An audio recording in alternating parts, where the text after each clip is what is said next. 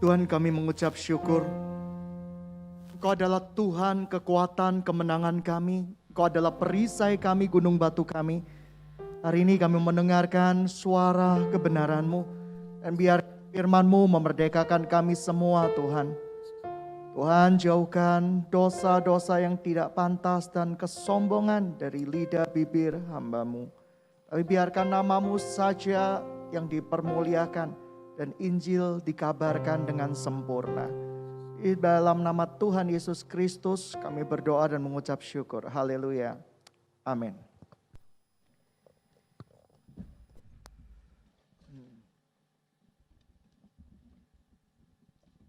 Mari kita buka kebenaran firman Tuhan di dalam Markus 13. Markus 13 adalah salah satu ayat yang betul-betul menjadi sorotan hari-hari ini. Kitab Markus 13 ini kita tidak boleh mengartikannya secara literal atau letterlek karena akan bermasalah sekali. Karena akan sangat susah sekali mengartikannya secara literal. Nah, mari kita baca firman Tuhan di dalam Markus 13. Ketika Yesus keluar dari bait Allah, seorang muridnya berkata kepadanya, "Guru, lihatlah betapa kokohnya batu-batu itu dan betapa megahnya gedung-gedung itu." Lalu Yesus berkata kepadanya, "Kau lihat gedung-gedung yang hebat ini, tidak satu pun batu akan dibiarkan terletak di atas batu yang lain. Semuanya akan diruntuhkan." Ketika Yesus duduk di atas bukit Zaitun, berhadapanlah dengan bait Allah, Petrus, Yakobus, Yohanes dan Andreas bertanya sendirian kepadanya, "Katakanlah kepada kami, bila mana hal itu akan terjadi? Dan apa tandanya kalau semuanya akan sampai kepada kesudahannya?" Saya percaya dari zaman ke zaman, topik yang paling menarik adalah second coming. Murid-muridnya juga tidak sabar menyambut yang namanya akhir zaman. Oleh karena itu murid-murid Tuhan Yesus mulai bertanya secara pribadi. Ya, seperti jemaat bertanya secara pribadi kepada saya. Contoh Astrid tanya, "Jodoh saya siapa ya Pak ya? Jodoh saya siapa kok ya?" Nah itu pertanyaan secara pribadi yang saya nggak bisa jawab tentunya seperti itu. Kira-kira saya nanti menikah di usia berapa? Itu paling sulit saya jawab juga seperti itu. Kira-kira nanti anakku kembar lucu atau suka makan coklat seperti aku? Saya juga nggak bisa jawab. Jadi itu pertanyaan-pertanyaan apokaliptik yang sangat sukar sekali dijawab. Tetapi murid-muridnya juga bertanya nih secara pribadi sama Tuhan Yesus. Maka mulailah Yesus berkata kepada mereka, "Waspadalah supaya jangan ada orang yang menyesatkan kamu.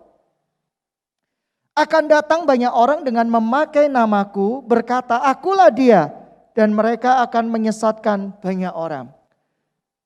Di hari-hari ini banyak akun-akun gereja yang sudah dengan terang-terangan menyatakan bahwa Yesus Kristus sudah datang menjadi seorang manusia, terutama salah satunya akun dari Yesus Kristus di akhir zaman atau apa, saya agak lupa.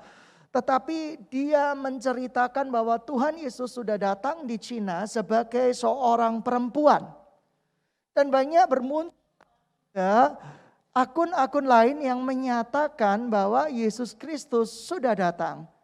Ada yang tersamar. Dia berkata, "Aku pembawa mujizat, aku melakukan banyak mujizat. Yesus itu ada di dalam aku. Jadi aku adalah Yesus." Ini mengerikan sekali terus terang. Kita harus waspada karena upahnya adalah keterpisahan dengan Tuhan Yesus yang sejati.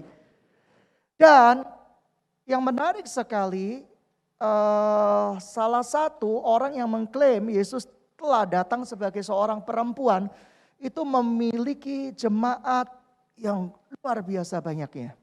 Jemaatnya militan, jemaatnya kalau kamu tidak datang ke gerejanya kalau perlu dipukulin. Karena ada satu sejarah Ada satu cerita, maksud saya orang yang nggak mau masuk gerejanya itu dibenci, dipersekusi dan dipukulin, dan itu di kafe-kafe. Karena mereka yakin tindakan pemukulan itu untuk menyelamatkan. Lihatlah, orang sudah didoktrin sedemikian rupa untuk betul-betul melakukan penyimpangan-penyimpangan. Dan gereja Tuhan rawan memberikan penyesatan-penyesatan secara halus atau secara kasar juga kepada jemaatnya. Karena resikonya adalah maut. Resikonya kita terpisah dengan kasih karunia Tuhan. Yesus Kristus mana yang kita layani? Yesus Kristus mana yang kita sembah? Ya, ini akan banyak bermunculan. Percayalah, akan banyak yang bermunculan. Ajaran-ajaran Tuhan Yesus yang sejati di Alkitab, sola scriptura, akan diganti dengan penglihatan-penglihatan. Penglihatan boleh, tetapi tidak menggantikan kedudukan sola scriptura atau kedudukan dari firman Tuhan itu sendiri yang lebih tinggi.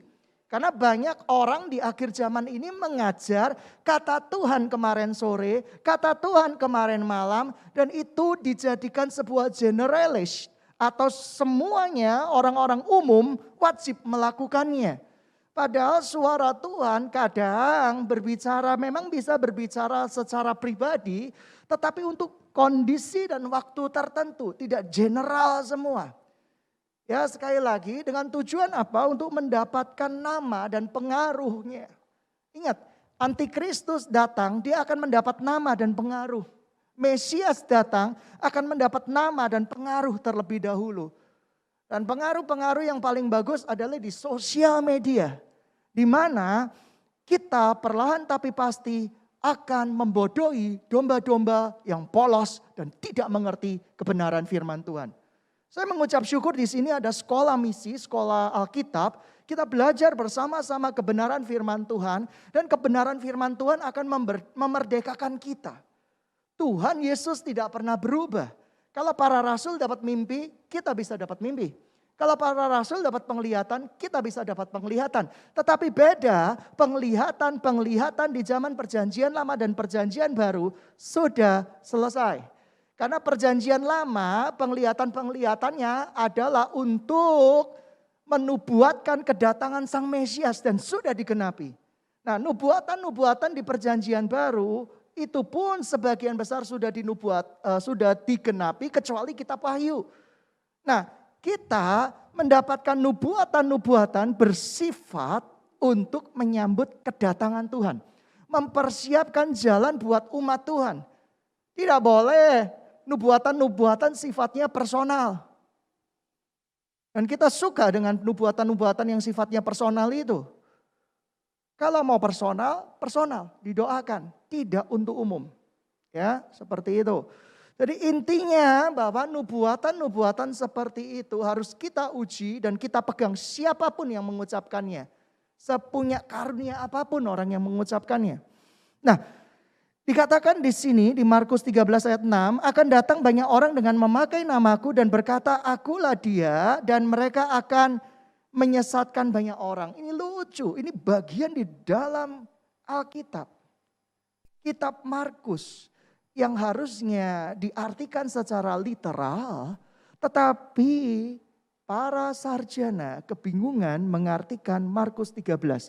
Karena ini jelas kitab apokaliptik kecil yang berbicara future, kedatangan Tuhan Yesus kedua kalinya di akhir zaman.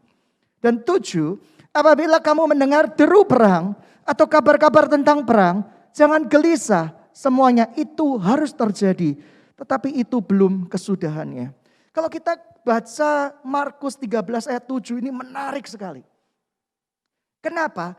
Apabila kamu mendengar deru perang. Ketika Tuhan Yesus berbicara seperti itu artinya ketika para muridnya misalnya di Yerusalem nih. Ada berita di belahan benua yang lain, mereka bisa dengar secara langsung. Karena pernyataan Tuhan Yesus itu kamu mendengar seketika. Pada waktu kita tidak memiliki zaman internet, kita tidak memiliki zaman sosial media, kita melihat ayat ini bohong. Kenapa ayat ini bohong? Karena tidak mungkin kan. Berita-berita bisa update secara seketika. Dan saya ingat ada beberapa pelayan-pelayan Tuhan yang sebelum zaman BlackBerry, zaman internet, mengartikan ini adalah mendapat penglihatan. Oh, di China ada perang, di sini ada perang. Dan langsung para murid-muridnya mendapat itu. Tetapi dengan era sosial media saya terkejut sekali, nubuatan Tuhan Yesus sekali lagi tergenapi. Kita mendengar kabar deru perang seketika. Seketika, tidak delay 1 hari, 2 hari, 3 hari, seketika. Anda bahkan bisa melihat live streaming peperangan antara Rusia, ya kan, yang sering kali dipakai sebagai slogan-slogan kaum perempuan dan kaum ibu-ibu ketika menghadapi minyak goreng murah, gitu ya, seperti itu. Jadi itu yang terjadi. Orang-orang Israel dalam tanda kutip juga sedang kebingungan mau membela Rusia atau membela NATO. Ukraina dan Rusia berperang dan kita mendengarkannya real time. Hati-hati sidang jemaat yang dikasihi Tuhan. Ini akhir zaman. Loh kalau gitu gimana? Aku harus putus, ngawur. Akhir zaman bukan berbicara tidak menikah. Tetapi berhati-hati dan bersiap-siap. Karena Tuhan tahu kedatangannya sudah tidak lama lagi. Ya, jangan kamu gelisah. Semuanya itu harus terjadi. Tetapi itu belum kesudahannya. Ya, kita tahu perang ini masih adalah awal-awal persiapan kedatangan Tuhan.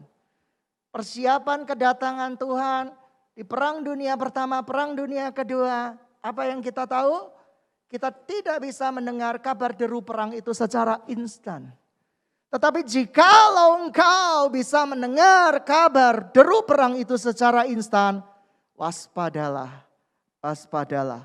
Karena kedatangan Tuhan sudah sangat-sangat dekat. Ya, sebab bangsa akan bangkit melawan bangsa, kerajaan melawan kerajaan, negara melawan negara, kingdom melawan kingdom. Kingdom adalah blok. Blok barat, blok timur. Untungnya Indonesia no comment atau di tengah-tengah. Ya. Karena menganut politik bebas aktif. Seperti itu. Dan 7, dan apabila kamu mendengar deru perang atau kabar-kabar tentang perang, janganlah kamu gelisah, semuanya itu harus terjadi. Tetapi itu belum kesudahannya, sebab bangsa akan bangkit melawan bangsa, kerajaan melawan kerajaan, akan terjadi gempa bumi di berbagai tempat. Dan akan ada kelaparan. Sesudah itu barulah permulaan penderitaan menjelang zaman baru. New Age, zaman baru. Hati-hati. Bumi ini sudah ke arah perjalanan ke zaman baru. Anda mungkin tidak terasa efek peperangan Rusia dengan Ukraina. Tapi percayalah, perlahan atau pasti ini akan berdampak. Anda penyuka makan kuaci dari biji matahari. Anda yang suka minyak sehat dari biji bunga matahari. Itu terdampak luar biasa. Karena Ukraina adalah penghasil kuaci atau biji bunga matahari. Oh terima kasih. Jodohmu gak lama kalau gitu. Gitu ya. Haleluya. Nah, sidang jemaat yang dikasihi Tuhan, ya, ini yang terjadi. Sampai saya terdistrak dengan Semi, gitu ya, seperti itu. Saya mau dinubuatin, gitu ya, seperti itu. Nah, sebab bangkit 9, tetapi kamu ini hati-hatilah, kita semua hati-hati. Orang yang menyatakan kebenaran firman Tuhan akan dibawa ke pengadilan. Ngeri sekali. Saya sempat kebingungan, tapi saya menghormati keputusan-keputusan pemerintah yang di Indonesia. Ada seorang dokter, anak Tuhan yang hebat, itu dikeluarkan dari ikatan dokternya. Saya tidak berhak mengomentari. Tetapi saya punya opini pribadi. Kenapa orang-orang yang berprestasi, kenapa menjadi sulit sekali di negeri ini? Nah, sidang jemaat yang dikasihi Tuhan, kita harus waspada. Kita harus waspada. Karena kata majelis agama berarti suatu saat kelak kekristenan akan diatur sedemikian rupa oleh majelis khusus sehingga engkau tidak lagi bisa menyuarakan kebenaran dengan bebas, tetapi semua yang kamu katakan, semua yang kamu bicarakan harus di screening terlebih dahulu, dan China sudah melakukannya. Jadi gereja-gereja yang tidak menyinggung pemerintahan Cina, gereja-gereja yang bagus-bagusin pemerintahan China itu dilindungi oleh pemerintahan China di sana. Dan terjemahannya diubah sebagian, diperhalus sebagian dari konteks kata aslinya. Hati-hati. Ya, bilang sama anak kamu yang masih kecil-kecil, "Nak, jangan main tabtok, Tuhan Yesus mau datang." Hati-hati. Ya. Lalu anakmu balik tunjuk, "Kamu juga bapak ibu main tabtok." Ya, hati-hati. Kita nggak bisa memberi contoh pada anak kita, lalu kita ngajari anak kita, ya susah juga ya. Seperti itu. Saya kadang dapat suara Tuhan karena saya sering kali harus sibuk menjawab pertanyaan-pertanyaan baik yang bermutu, kurang bermutu, setengah bermutu dari banyak orang-orang. Dan ketika menjelang malam saya bilang sama anak saya, ayo sudah tutup. Kok terikat sama HP terus? Ayo sudah tutup. Roh Kudus ingatkan saya, lah kamu sepanjang hari loh kamu pegang handphone, nggak berhenti loh. Urusan pelayanan, urusan ini, menjawab apa, menjawab itu, ayo letakkan. Mudah berbicara, tapi susah untuk melakukannya. Tapi kita harus memberi sebuah contoh yang baik. Karena kalau kita tidak menjadi contoh, bagaimana kita bisa menjadi berkat? Sekali lagi, itu yang Tuhan berikan. Dikatakan kamu akan dipukul di rumah ibadat. Artinya kamu akan diusir ketika datang menyampaikan suara kebenaran. Ketika gembalanya menyatakan suara kebenaran, akan diusir. Akan dibuat blok-blok tertentu untuk menyatakan ketidaksukaannya. Terlalu keras, kurang lembut. Kok begitu, kok begini. Akan datang saatnya. Dan ketika kita mengalaminya kita gak usah kaget. Karena Tuhan sudah memberitahukan terlebih dahulu bahwa akan datang ada orang-orang yang akan dipaksa diusir di rumah ibadah. Karena menyatakan kebenaran firman Tuhan. Kalau di tempat ini firman Tuhan adalah yang terutama. Suara Tuhan adalah yang terutama. Tidak suka, tidak apa-apa. Ini kebenaran firman Tuhan. Lebih baik saya masuk surga daripada saya bersilat lidah untuk menyenangkan orang, tetapi Tuhan tidak mengenal hidup saya. Kamu akan dihadapkan ke muka-muka penguasa dan raja-raja karena aku sebagai kesaksian bagi mereka. Kamu gak akan heran nantinya, harus berhati-hati semua anak-anak Tuhan. Pernyataan-pernyataan di YouTube akan dipotong sebagian dan diolah sedemikian rupa untuk menjatuhkan. Hati-hati, akan tiba waktunya dan sudah tiba waktunya, dan oleh karena itu kita harus waspada. Tetapi Injil harus diberitakan dahulu kepada semua bangsa. amanat suci. Pergi, jadikan semua bangsa murid Kristus, bukan gereja loh ya. Murid Kristus, baptis mereka atas nama Bapa, Putra, dan Roh Kudus. Kenapa? Karena saya percaya tidak ada satupun keselamatan kecuali di dalam nama Kristus Yesus. Perbuatan baikmu tidak menyelamatkan engkau. Perbuatan kita yang betul-betul baik sama sekali tidak berguna. Oleh karena itu, keselamatan adalah menerima anugerah yang terbesar, yaitu Kristus Yesus, hidup di dalam anugerah, berjalan di dalam anugerah, dan menyelesaikannya pun dalam anugerah Tuhan. Karena kita nggak bisa dengan kekuatan sendiri. Sebagai hamba Tuhan, apakah saya nggak bisa buat dosa? Sangat bisa. Oleh karena itu saya harus tetap tinggal di dalam anugerah. Supaya apa? Supaya anugerah itu membimbing, menuntun saya. Dan menyelesaikan perjalanan hidup saya. Oleh karena itu doa penting. Jemaat harus berdoa buat gereja. Gereja harus berdoa buat jemaat. Jemaat dan gereja adalah satu kesatuan. Kita nggak bisa berjalan sendiri. Kita minta anugerah itu menyelesaikan hidup kita. Dan jikalau kamu digiring, diserahkan, jangan kamu khawatir apa yang harus kamu katakan.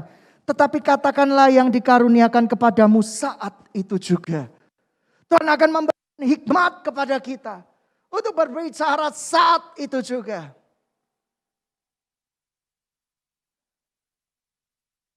Ketika saya harus menggantikan khotbah hari ini, saya gembala. Saya kalau ditanya siap enggak? Nah, kalau gembalanya enggak siap, siapa? Kalau ada domba-domba yang sakit, kalau ada pelayan-pelayan Tuhan yang sakit, masa dipaksa? Enggak kan? Tapi saya harus siap. Dan saya berpegang teguh pada ayat ini. Bagi saya persiapan firman Tuhan itu setiap hari. Sehingga pada saat saya harus preaching, saya tahu harus mengucapkan apa. Jadi ini bukan soal tidak persiapan atau persiapan. Setiap hari kita harus siap memberitakan kebenaran firman Tuhan. Setiap hari kita harus merenungkan firman Tuhan. Jadi besok kamu di rumah makan, ketemuan sama orang, mau menginjil. Kamu gak bisa bilang sama orang di rumah makan itu, sebentar tak persiapan dulu. Buru dipanggil Tuhan dia. Dan banyak sekali orang belum siap. Kamu belum siap apa sih? Besok beritakan firman Tuhan terlalu mendadak. Aku butuh persiapan. Oh jadi selama ini kamu gak pernah persiapan. Jadi kamu persiapannya kalau di khotbah-khotbah Rikom aja. Atau khotbah-khotbah ketika kamu diundang. Berarti kamu gak punya Roh Kudus. Berarti kamu gak punya penyertaan Tuhan dong. Mempersiapkan firman Tuhan itu harus setiap hari. Ya.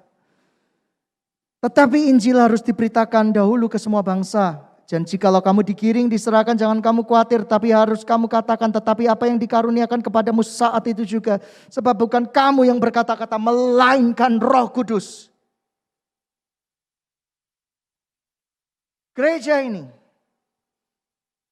Tuhan berkata,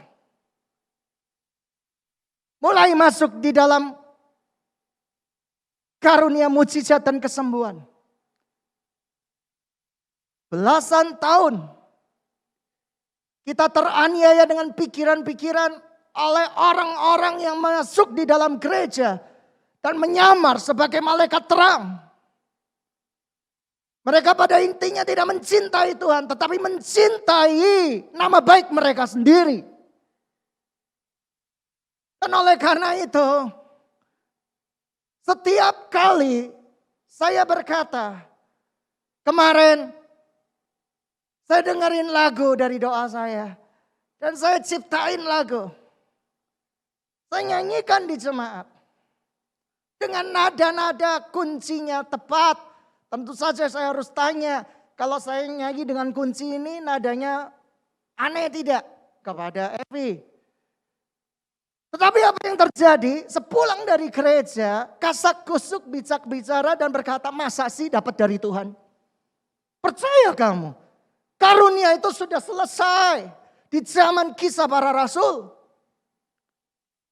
Tetapi jikalau istri, anak, suami sakit, mereka juga berdoa kepada Tuhan untuk kesembuhan. Munafik sekali. Di satu sisi, dia tidak percaya itu terjadi kepada orang lain. Tapi di satu sisi ia mengharapkan itu terjadi di dalam dirinya.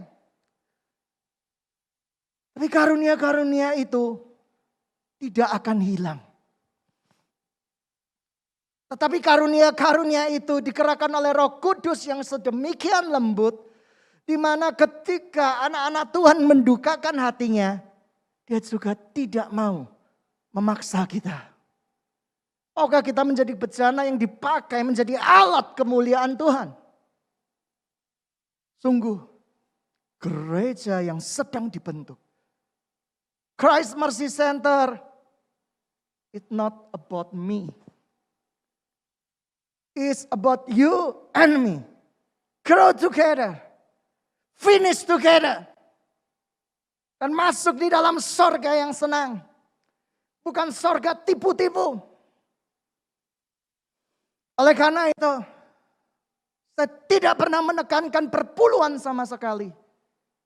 Karena bagi saya perpuluhan itu di perjanjian lama. Di zaman kasih karunia, persembahan dengan sukacita, dengan sukarela, bukan sepersepuluh. Kalau perlu seluruh hidup saya berikan untuk kemuliaan nama Tuhan. Karena ini berbicara cinta kita kepada Tuhan. Saya tidak percaya omong kosong.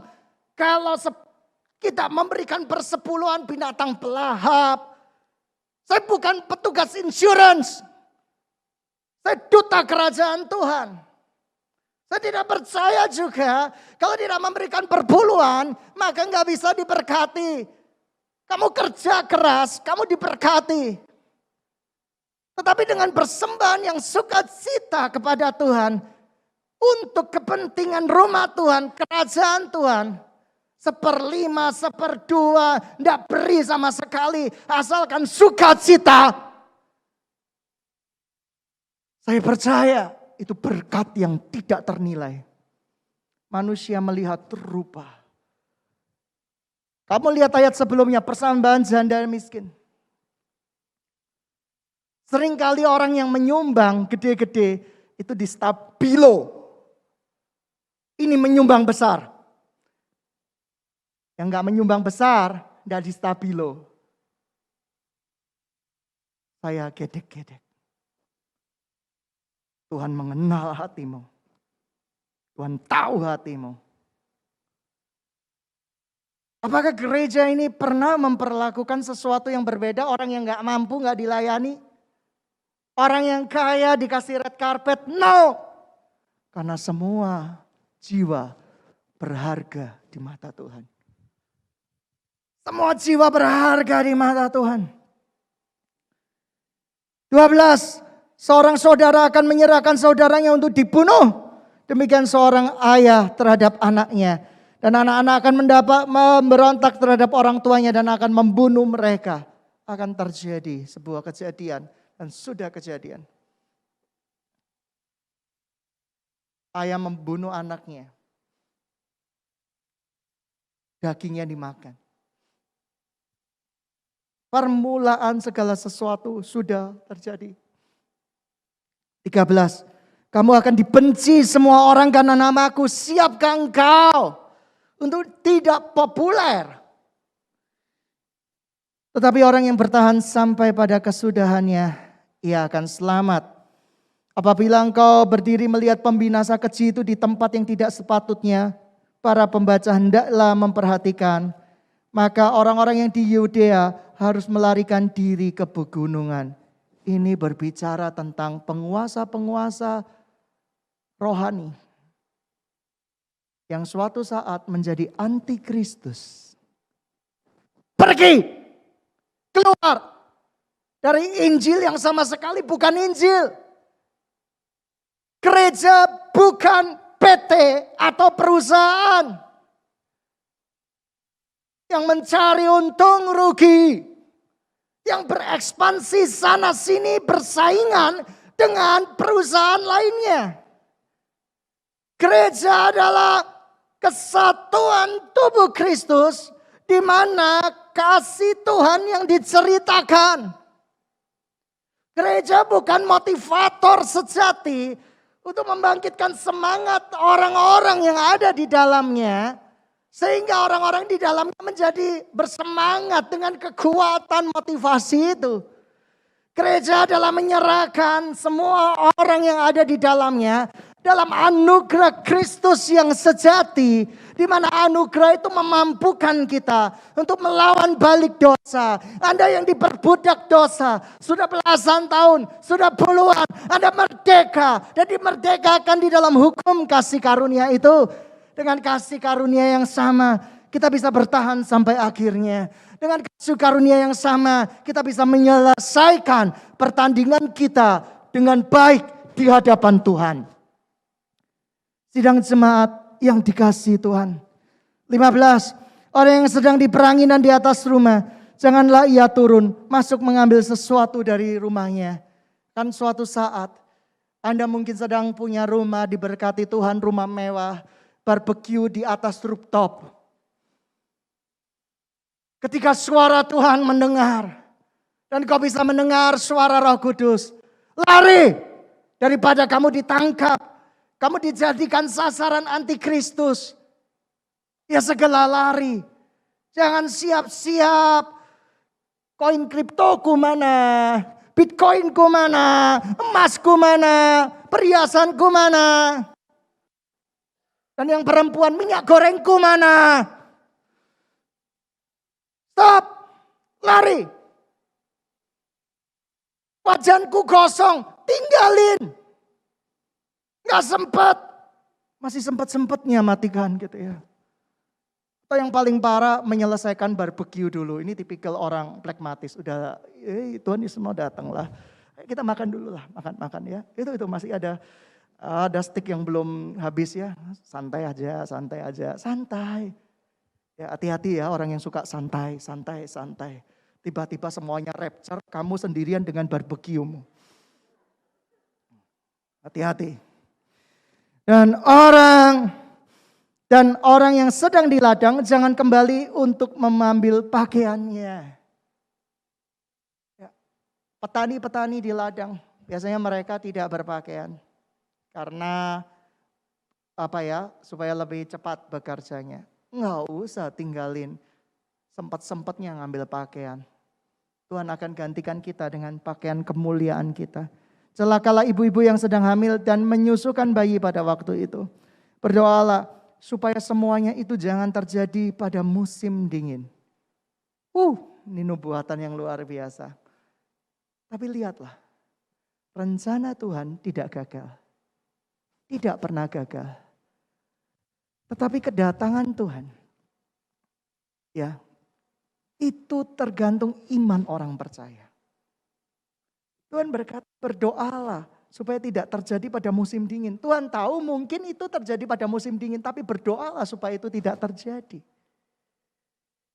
Pada waktu musim dingin itu musim di mana? Kalau saya sebenarnya nggak boleh ayat ini saya secara pengetahuan Alkitab tidak boleh dieksposisi secara maybe apokaliptik. Tetapi kalau saya khusus ayat ini di kitab Injil, saya bilang musim dingin ini maybe berbicara kayak gini. Ketika hatimu sedang dingin-dinginnya sama Tuhan. Kamu gak ada hot-hotnya sama Tuhan. Gak panas sama sekali sama Tuhan. Gak bergairah sama Tuhan. Tiba-tiba kamu dipanggil. Kamu mau jawab apa? Orang yang bergairah, yang bersemangat. Gue jawab ya. Orang yang dingin hatinya, Tuhan Yesus mau datang. Biasa aja tuh. Ya datang lah. Tapi saya mau kasih tahu buat semua sidang jemaat, waspadalah. Sebab pada masa itu terjadi siksaan yang belum pernah terjadi sejak awal mula. sebanyak jenis siksaan. Pokoknya kamu harus mengenakan tanda itu, kamu harus memakai tanda itu. Kalau enggak kamu akan disingkirkan, dianiaya, dipersekusi. Dan sekali lagi itu harus terjadi dan akan terjadi. Dan sampai sekarang tidak akan terjadi lagi. Dan 20, dan sekiranya Tuhan tidak mempersingkat waktunya, maka dari segala hidup tidak ada yang selamat. Tetapi karena orang-orang pilihan telah dipilihnya, Tuhan mempersingkat waktunya. Haleluya. Waktunya akan dipersingkat karena orang-orang pilihan Tuhan yang mau mengerjakan perkabaran Injil damai sejahtera. Injil belum diceritakan secara besar-besaran. Saya rindu, kita adalah duta-duta Injil. Kita menceritakan kasih Kristus kepada siapapun yang kita temui. Aku bawa berita keselamatan yang datangnya dari Tuhan. 21, pada waktu jika orang berkata, kamu lihat Mesias ada di sini. Atau lihat Mesias ada di sana. Jangan percaya. Sebab Mesias palsu dan nabi-nabi palsu akan muncul. Dan mereka akan mengadakan tanda-tanda dan mujizat-mujizat. Dengan maksud sekiranya mungkin menyesatkan orang-orang pilihan. Jangan senang loh dengan mujizat. Mujizat itu bisa dilakukan oleh palsu-palsu. Barisan tentara palsu, akun palsu. Tetapi berhati-hati. Karena ciri-ciri daripada nabi palsu itu akan menggiring opini kalian dan menggantikan suara Tuhan di Alkitab dengan suaranya pribadi. Nabi palsu itu akan berkata, aku satu-satunya orang yang dapat karunia dari Tuhan untuk menyembuhkan. Tidak mungkin kalau tanpa aku. Oleh karena itu kultus tidak boleh ada di tempat ini. Tetapi yang perlu kita ketahui, pemusik bisa buat mujizat. Gembala Rikam bisa buat mujizat. Semua orang bisa buat mujizat karena Tuhan yang memakai hidup kita. Jadi jangan khawatir. Gereja sudah melalui masa-masa labil. Gereja harus bersinar terang sampai kedatangan Tuhan Yesus. Hati-hatilah kamu. Aku sudah terlebih dahulu mengatakan ini kepadamu. Tetapi pada masa itu sesudah siksaan itu matahari akan menjadi gelap bulan dan tidak bercahaya. Haleluya. Baru-baru ini bumi dikunjungi oleh meteor. Untungnya meteornya cuma kecil. Jadi dihancurkan oleh lapisan perisai bumi. Bumi ini punya perisai dari Tuhan loh. Ya, luar biasa. Bukan hanya Israel yang punya Iron Dome. Bumi punya atmosfer. Ada lapisan-lapisan atmosfer kan? Pasti sudah lupa. Dulu kan ngerpek kan gitu ya, seperti itu. Dulu kan buat prasasti kan di meja masing-masing kan dengan pensil 2B, HB. Ya saya tahu itu. Karena saya pelakunya juga. Sekali aja kok, sekali aja, tidak banyak. Nah, dikatakan di sini bintang-bintang akan berjatuhan dari langit dan kuasa-kuasa langit akan goncang. Ini bukan terjadi di Bima Sakti saja, men. Kamu bayangin ya. Tuhan dengan manusia. Galaksi Bima Sakti itu kecil. Contoh Tuhan ya, pegang galaksi, semua galaksi. Manusia itu butiran debu.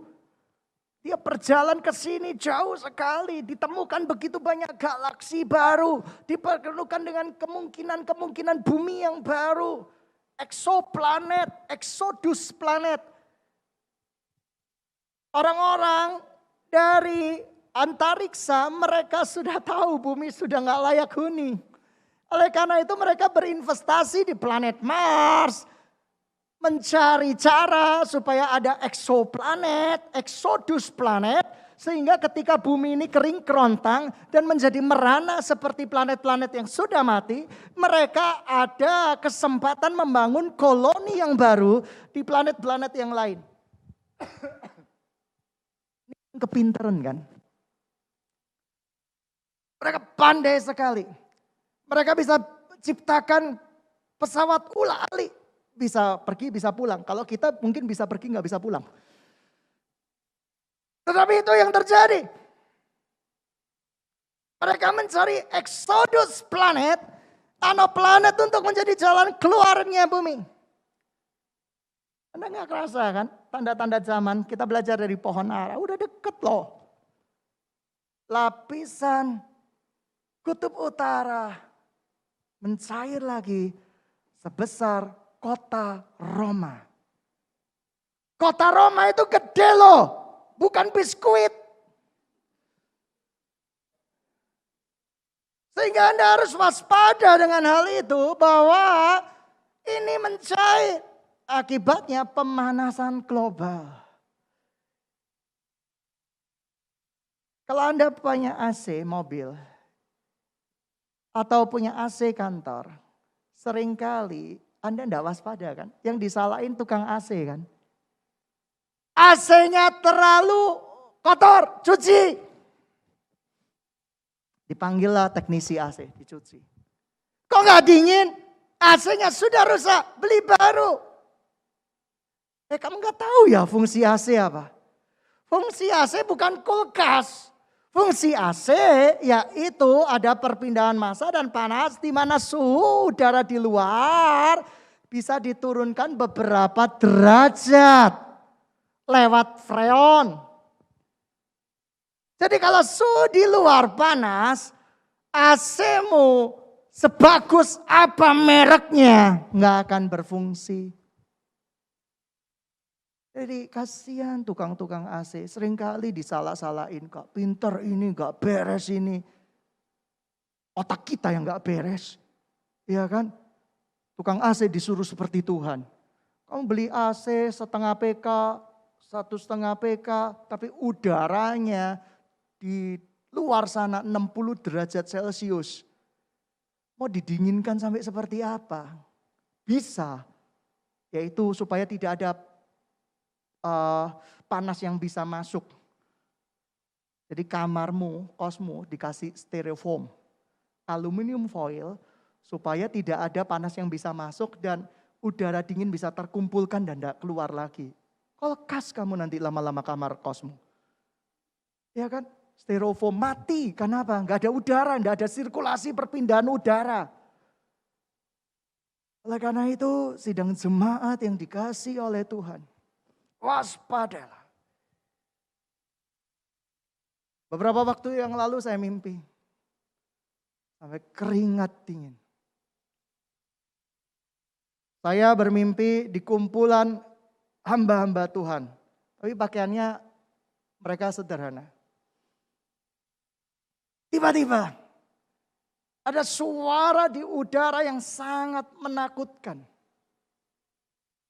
Wung, wung, wung, wung. Dan seketika itu juga saya melihat ada 2 orang di sekitar kami yang tiba-tiba hilang. Dan persis seperti yang digambarkan di film-film. Saya gemetar sekali. Kok saya nggak ngilang-ngilang ya Tuhan? Apa salah saya ini Tuhan? Ya, apa baju saya ini terlalu kurang sederhana apa nih Tuhan? Atau sampai ke aku ini terlalu berat sehingga engkau nggak bisa angkat.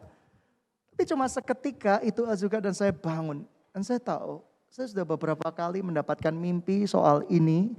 Dan ini adalah sebuah sign, sebuah tanda kita harus waspada. Kita harus waspada betul. Nanti Anda akan melihat ekonomi semakin sulit. Ya, yang kaya tambah kaya. Yang miskin tambah miskin. Tapi orang yang miskin tapi kaya di hadapan Tuhan akan semakin kaya dan dimampukan untuk melewati segala perkara. Amin. Amin.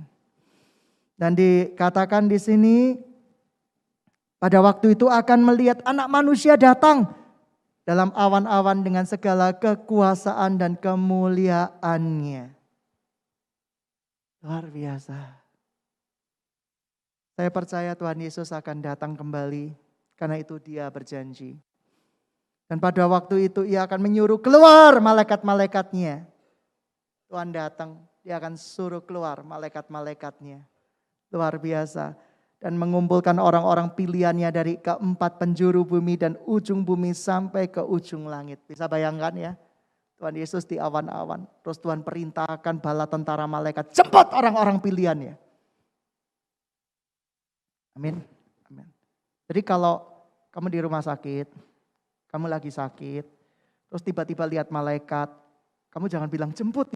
Jangan, ini bukan, ini konteksnya beda. Ya, ini menjemput orang pilihan, bukan menjemput waktu kamu sakit, ya seperti itu. Jadi ini beda konteks. Tapi Tuhan akan perintahkan malaikat-malaikatnya. Malaikat-malaikatnya sesuatu yang luar biasa sekali. Haleluya. Ya. Dikatakan di sini pengajaran sedikit hari ini. Dan pada waktu itu Ia akan menyuruh malaikat keluar, sudah tariklah pelajaran tentang perumpamaan tentang pohon ara. Apabila ranting-rantingnya melembut dan mulai bertunas, kamu tahu bahwa musim panas sudah dekat. Demikian juga kamu lihat bahwa hal-hal itu terjadi, ketahuilah bahwa waktunya sudah dekat, sudah di ambang pintu. Luar biasa banget Tuhan kita. Dan aku berkatamu, sesungguhnya angkatan ini tidak akan berlalu, semuanya itu terjadi. Ayat ini sering diserang, angkatan ini. Kalau kamu baca bahasa aslinya, itu tidak berbicara tentang pada waktu zaman Tuhan Yesus dan murid-muridnya. Tapi angkatan ini berbicara adalah angkatan-angkatan orang yang akan mengalami tanda-tanda itu. Dan itu akan terjadi. 32, tidak seorang pun tentang hari atau suatu saat itu, tidak seorang pun yang tahu, malaikat-malaikat di surga tidak, anak pun tidak, hanya Bapa saja. 33, hampir selesai. Hati-hatilah dan berjaga-jagalah sebab kamu tidak tahu bila mana waktunya tiba. Hal yang sama seperti orang berpergian meninggalkan rumahnya dengan menyerahkan tanggung jawab kepada hamba-hambanya, masing-masing dengan tugasnya, dan memerintahkan penunggu pintu supaya berjaga-jaga. Karena itu berjaga-jagalah sebab kamu tidak tahu bila mana tuan rumah itu pulang, menjelang malam, atau tengah malam, atau larut malam, atau pagi-pagi buta. Supaya kamu kalau ia tiba-tiba datang, jangan kamu didapatinya sedang tidur. Apa yang kukatakan kepadamu, kukatakan kepada semua orang. Berjaga-jagalah. Berjaga-jagalah gereja Tuhan, wake up. Gereja Tuhan berjaga-jaga. Gereja not panggung pertunjukan. Gereja harus menguasai zaman, bukan berarti tidak boleh memiliki lampu, tidak boleh memiliki LCD, no.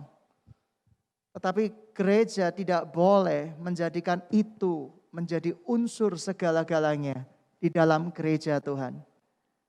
Roh Kudus harus dipersialkan di dalam hati kita masing-masing. Kristus harus diutamakan, nama Yesus harus diutamakan, waktunya gak akan lama lagi. Belajar untuk berjaga-jaga dan bersiap-siap.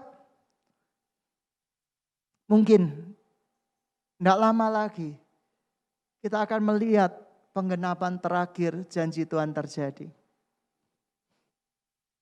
Kapan-kapan kita akan bahas tentang akhir zaman secara kontekstual, secara menyeluruh.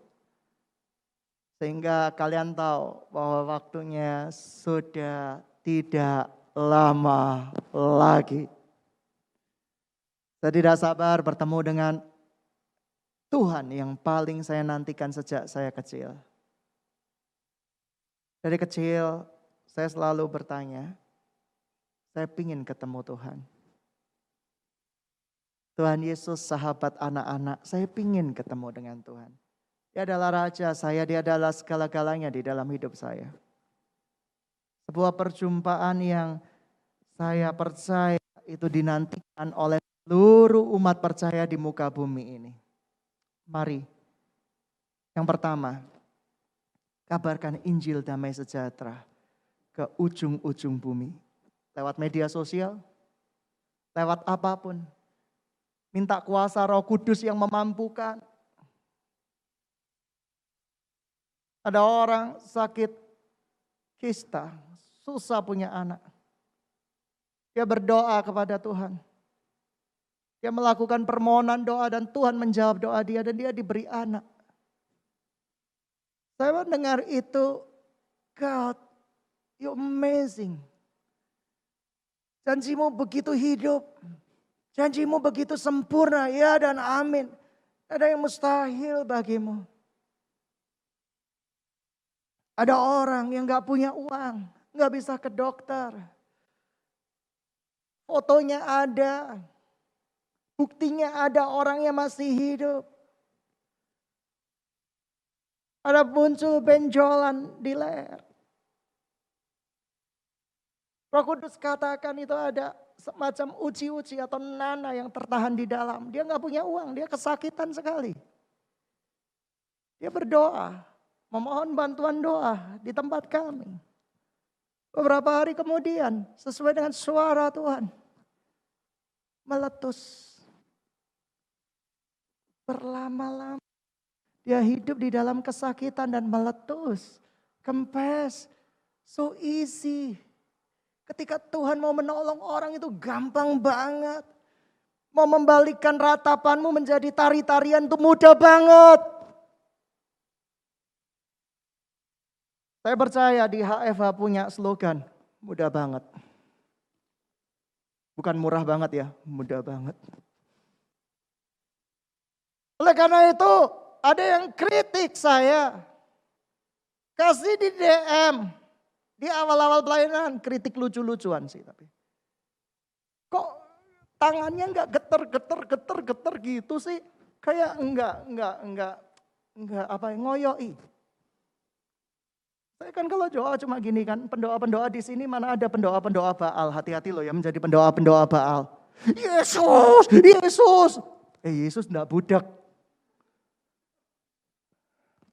Semakin teriak apa kuasa Tuhan semakin kerja apa. Biar kamu suaramu habis. Kalau Tuhan enggak mau bekerja kamu apa? Dia majikan kita hamba. Saya tersenyum. Ya memang ciri khas saya cuma gini-gini aja. Memang ada yang ciri khasnya itu kayak ngumpulkan kekuatan awan dan angin ya sasa saja. Ya gak apa-apa, tiap orang kan punya style gitu ya seperti itu. Ada orang yang suka tamparin orang supaya disembuhkan. Tas, blok, sembuh gitu ya. Silent aja sesuai stylenya, yang penting kuasanya.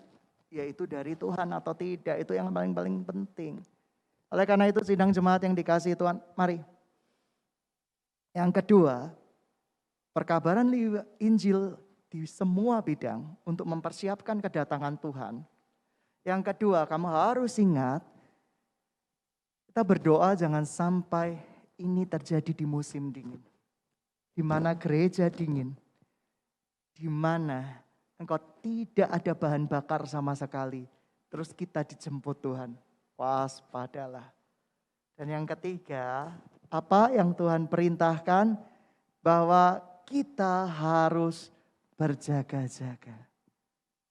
Sidang jemaat boleh kita bekerja, berjaga-jaga. Bagi saya bekerja adalah pilihan untuk kebutuhan hidup. Melayani adalah fokus utama kehidupan saya. Bekerja, ya saya harus bekerja supaya dapat makan. Asal bisa makan, minum, pakai, cukuplah semuanya itu. Saya memang tidak terlalu berselera ke luar negeri. Nanti ada saatnya saya harus ke luar negeri ya enggak apa-apa. Tapi maksud saya tidak poinnya seperti itu. Hentikan kebiasaan-kebiasaan yang sampah. Self-healing. Dari dulu topiknya self-healing. Makan di kafe self-healing. Jalan-jalan ke luar negeri self-healing. Kasihan bermasalah banget hidupmu. Dari dulu healing terus. Makanya ikuti Healing from Heaven. Ya, jadi sidang jemaat yang dikasihi Tuhan. Alkitab tidak pernah tertutup, dia akan terbuka terus. Tapi saya terpaksa harus menutup karena ibadah akan segera berakhir. Silakan pemain musik maju ke depan.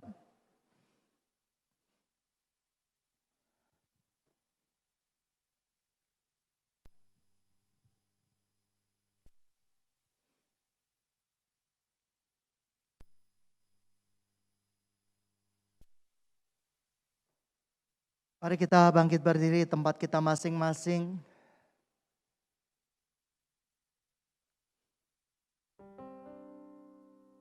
Kita angkat kedua tangan kita.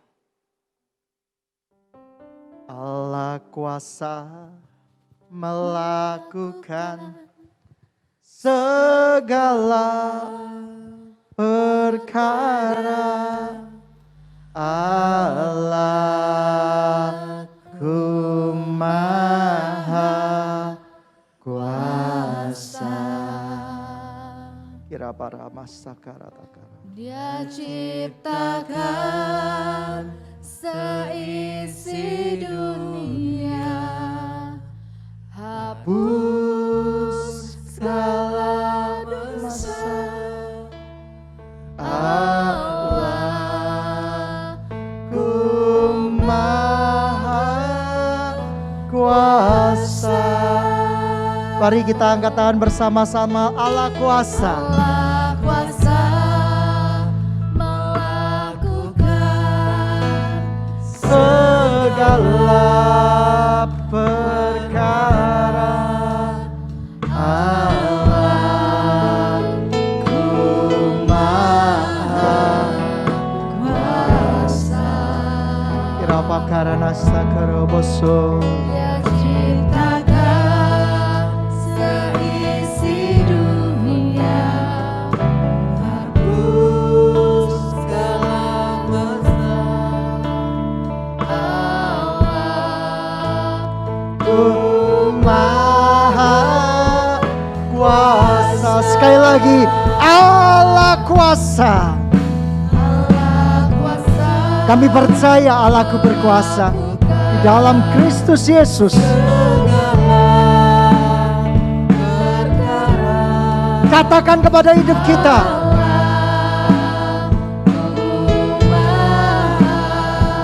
kuasa. Dia ciptakan seisi dunia, atur segala masa. Allahku Maha Kuasa. kita ganti dengan kata Yesus kuasa. Yesus kuasa melakukan Segala perkara. Yesusku Maha kuasa.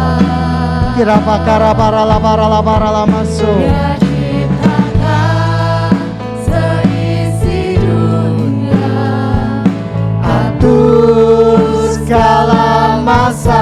Yesusku. Yesusku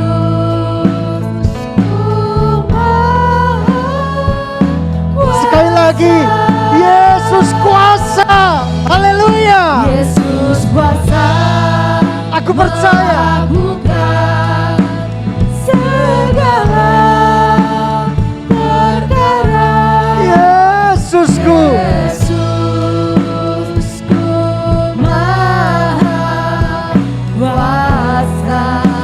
Dia ciptakan seisi dunia. Dia ciptakan seisi dunia, Atur segala masa di kehidupan kita. segala masa. Yesusku. Yesusku Maha kuasa. Sekali lagi bersama-sama.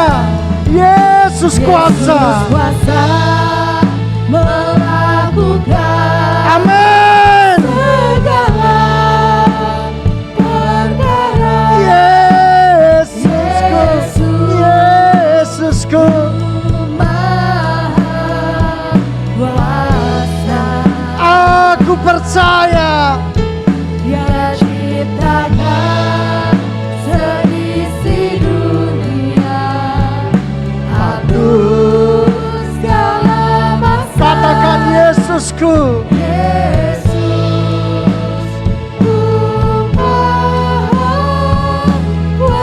bersama-sama. Yesus kuasa. Kira barala mata karala barala barala barala. Yesus kuasa. Yesusku.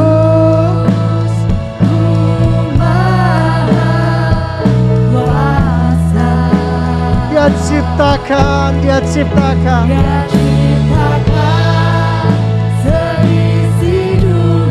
Kira barala bata kara barala barala barala barala barala barala. Yesusku.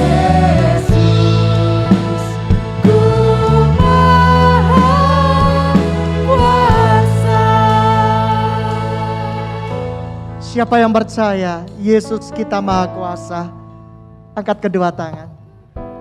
Kedatangan Tuhan tidak lama lagi. Jangan gentar, jangan sedih. Persiapkan diri menjadi mempelai yang berkenan di hadapan Tuhan.